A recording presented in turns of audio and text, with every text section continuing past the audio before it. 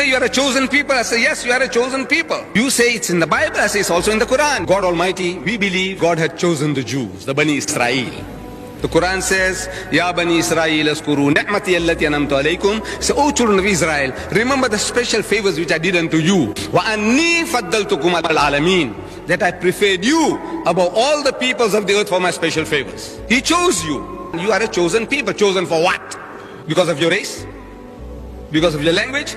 Because of your riches? No. You were chosen for a purpose. And that purpose is spelled out for you in your Torah, in the Bible, in the second book of the Bible called Exodus, chapter 19, verse 5 and 6. He says, Moses, now therefore, if ye will obey my voice, God is speaking through Moses, if you Jews will obey my voice and keep my covenant, then ye shall be a peculiar treasure unto me, something special.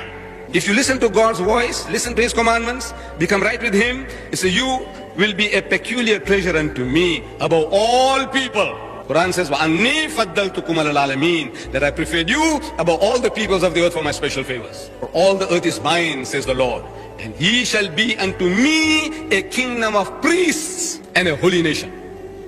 That's your job. You are supposed to be a kingdom of priests, guide mankind to the knowledge of God. That was the role that why God chose you. Now you have done away with that role. You have made your religion a racial religion.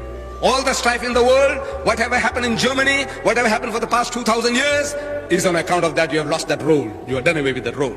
And if you do not carry out the duties and responsibilities which God had imposed upon you for making you the chosen people, the same God, He says in your book, in the book of Leviticus, the fourth book of Moses, chapter 26, verse 18.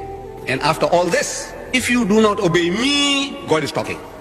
You Jews, if you do not obey me, then I will punish you 7 times more for your sins. 7 times more. Anybody else, you commit one crime, one punishment. You Jews, you get 7 times more punishment. This is your book of authority, your book of God, your Torah.